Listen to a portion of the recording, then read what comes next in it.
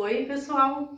Então, vamos continuar a leitura do texto base da campanha da Fraternidade Ecumênica. Hoje eu vou cantar a terceira estrofe do hino da campanha e depois vou dar continuidade na leitura, que estamos já na segunda parada. Nós lemos até agora a apresentação, a introdução e a primeira parada, e hoje eu vou começar então a segunda parada. Venham todos vocês, testemunhas, construamos a plena unidade, no diálogo comprometido, com a paz e a fraternidade, no diálogo comprometido, com a paz e a fraternidade. Em nome de Cristo, que é nossa paz, em nome de Cristo, que a vida nos traz, do que estava dividido, unidade Ele faz. Do que estava dividido, unidade Ele faz. Segunda parada. A carta para pessoas de boa vontade em um mundo cheio de barreiras e divisões. Subtítulo 1. Ficou com eles, abriram os olhos e o reconheceram. Compartilhar uma experiência, rememorar, recordar, perceber a mão amorosa e cuidadora de Deus na história de vida de pessoas e comunidades ajuda a construir identidade, a estabelecer balizas que orientarão nossas decisões, escolhas e relações. Ter uma história a contar fortalece a esperança, potencializa a paixão pela vida e humaniza. Relembrar é fundamental para não esquecermos quem somos, de onde viemos, o que nos mantém em pé e nos fortalece em meio às adversidades. Um exemplo bonito desse exercício está em Deuteronômio, capítulo 6, 20 a 21, que diz: E amanhã, quando teu filho te perguntar, por que estas exigências, essas leis e esses costumes que o Senhor nosso Deus vos prescreveu? Dirás a teu filho, éramos escravos do faraó no Egito, mas com a mão forte o Senhor nos fez sair do Egito. A Igreja Cristã, que nasce em Pentecostes, é a continuidade da história do relacionamento de Deus com seu povo, conforme está registrado no Primeiro Testamento. Já no Segundo Testamento, a Igreja é testemunha da ação de Deus na pessoa de Jesus Cristo. Por isso, tem a tarefa de constantemente rememorar e contextualizar o que Jesus Cristo ensinou, fez e sofreu. Por vezes, em nome da fé, se mata ou se fomenta a vida, promove-se guerra ou paz. A fé é diretriz de conduta, tanto para o bem quanto para o mal. Determina a ação, a história, o destino de pessoas e nações. Por isso, é fundamental perguntar pelo seu conteúdo e pelos seus valores. O lema da campanha da Fraternidade Ecumênica 2021 foi retirado da Carta à Comunidade de Éfeso, uma cidade localizada no Mediterrâneo. No tempo em que a carta foi escrita, estava em curso a política da paz romana. Era uma paz apenas no nome, porque esta política era uma estratégia do Império Romano para impedir que as pessoas se opusessem às suas leis. Se as pessoas se organizassem para falar sobre a opressão vivida, eram reprimidas à força. Portanto, a paz romana era sinônimo de violência e exploração institucionalizada, bem diferente da paz que Jesus oferece. Depois da morte e ressurreição de Jesus Cristo, muitas coisas aconteceram e marcaram a vida das comunidades, como está registrado no livro dos Atos dos Apóstolos.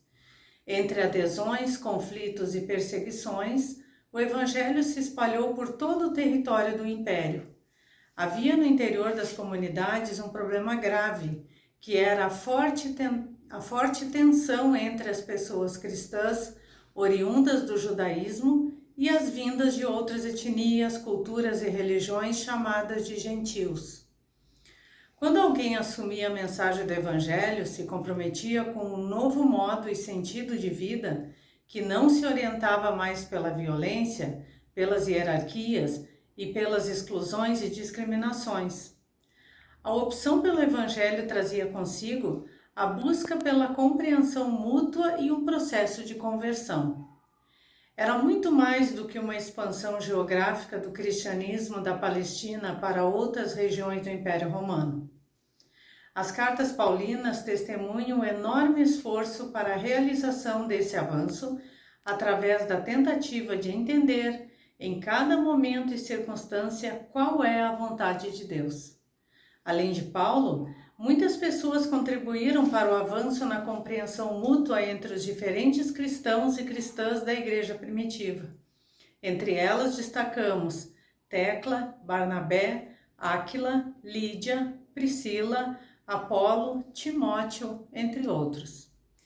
Ao se comprometer com a mensagem do Evangelho, essas pessoas não se orientavam pela observância da lei, cuja função social servia para demarcar uma separação entre Israel e as demais nações.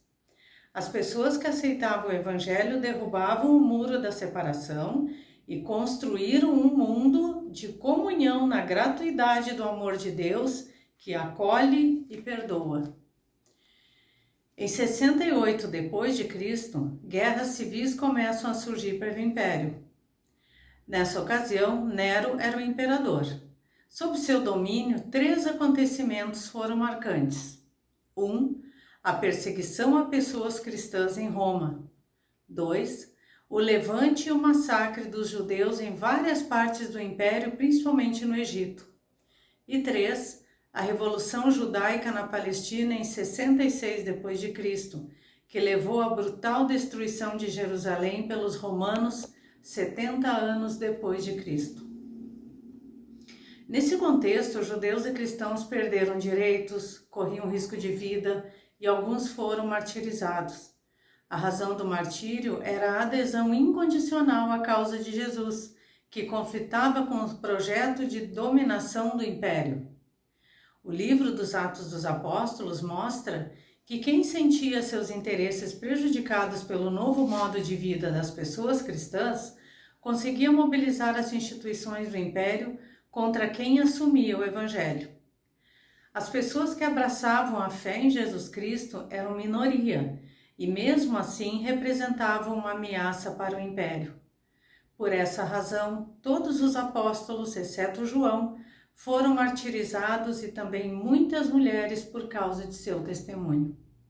A morte dessas lideranças significou a fragilização da memória histórica das primeiras comunidades e exigiu a renovação das lideranças.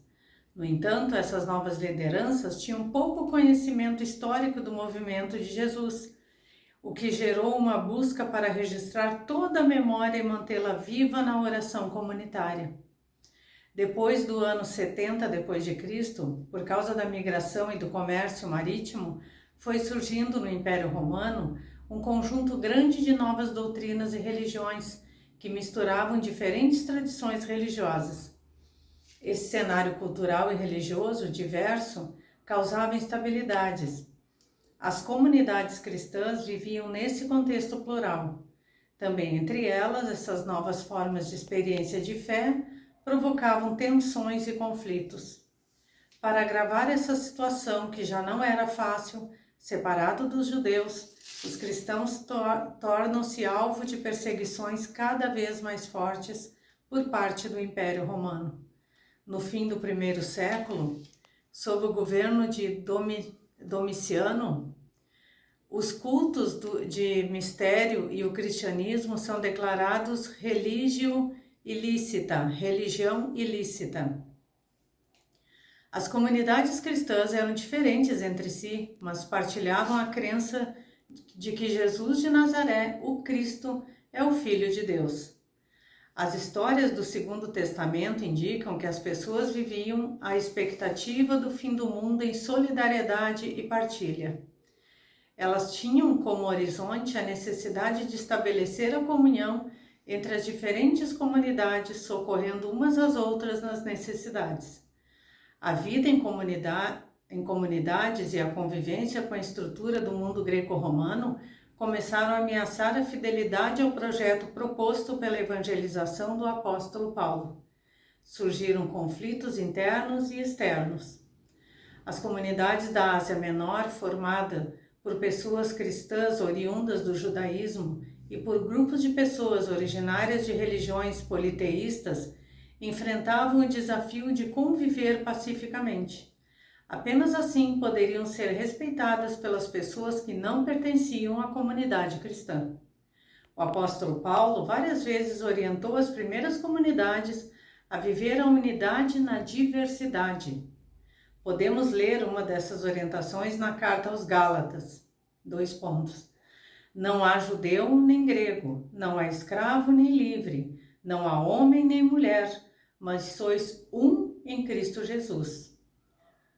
Não era fácil alcançar esse ideal. Internamente, as comunidades cristãs viviam conflitos causados pela falta de compreensão mútua entre judeu-cristãos e gentios cristãos. Para as pessoas judias convertidas à fé cristã, a lei era fundamental. Para elas, Cristo não trouxe uma nova aliança, mas simplesmente tornou universal a lei. Compreendiam o cristianismo como continuidade da fé judaica. Por isso, viam a forma das pessoas oriundas de outras tradições religiosas como ameaça. Oração da campanha da fraternidade. Deus da vida, da justiça e do amor, nós te bendizemos pelo dom da fraternidade e por concederes a graça de vivermos a comunhão na diversidade.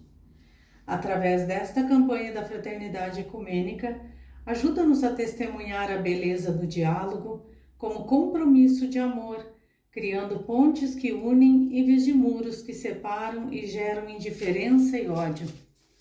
Torna-nos pessoas sensíveis e disponíveis para servir a toda a humanidade, em especial aos mais pobres e fragilizados, a fim de que possamos testemunhar o teu amor redentor e partilhar suas dores e angústias, suas alegrias e esperanças, caminhando pelas veredas da amorosidade. Por Jesus Cristo, nossa paz, no Espírito Santo, sopro restaurador da vida. Amém. Que o Senhor nos abençoe, nos proteja, nos dê muita saúde, muita paz, muito amor, muita amorosidade para nós uns com os outros, para que a gente saiba viver de forma fraterna, sem violência, sem ódio, sem separações. Em nome do Pai, do Filho e do Espírito Santo. Amém.